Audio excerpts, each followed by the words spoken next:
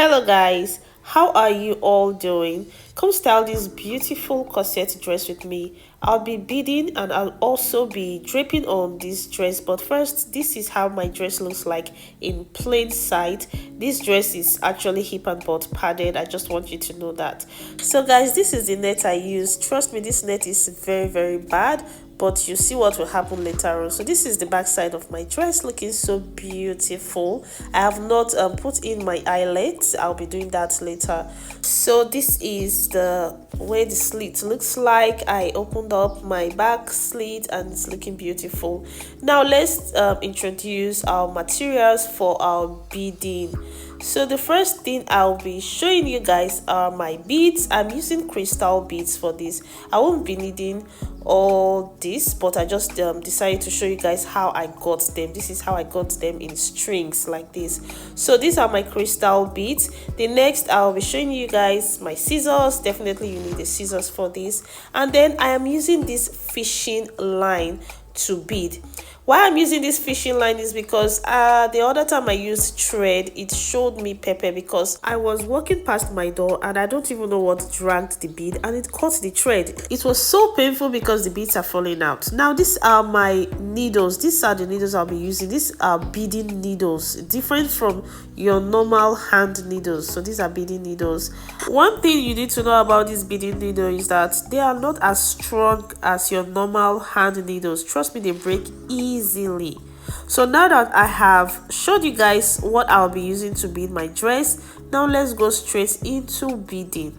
So guys, if you want a very detailed tutorial on how I am beading my dress, like how to bead this dress, please let me know in the comment section and I'm going to post an up close video with a more detailed step-by-step process of beading this dress. But for the sake of cutting time, because I don't want this video to be too long, please just follow this process of what I am doing.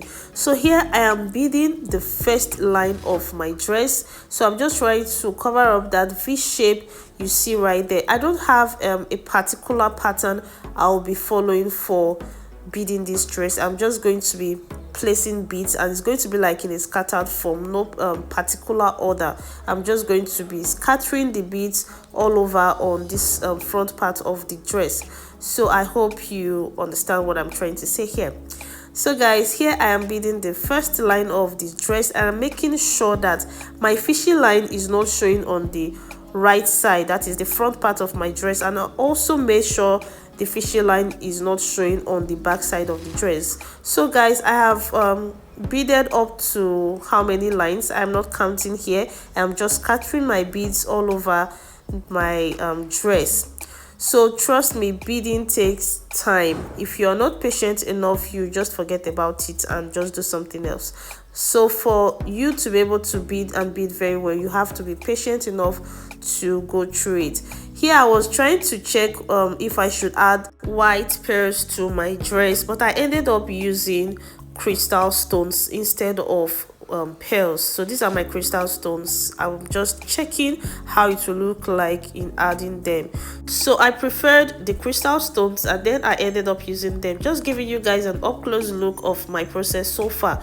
And like I said in the beginning about the top of this dress, the client I'm making this dress for bought the first one. It was very bad. Even though I knew it was bad, I went ahead to use it. This net had holes even before I started sewing. I already cut the net and when putting the net on the dress, I noticed it had holes. This net is very bad, but I had to take it off. You can see I already placed my buttons on the net. You can see how the net looks like. Really bad.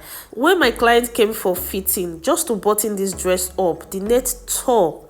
I felt really bad because I had limited time to deliver this dress. You can see how it looks like. So what I had to do was to cut it off and replace it with a very good mesh, which was the one I bought for my own self. You can see they are of different shades. The initial one I used was darker than the one I am using right now, which is my shade, because I am lighter than my client. But for the sake of time, I had to use what I had at the moment, which wasn't even bad at all because it came out pretty nice.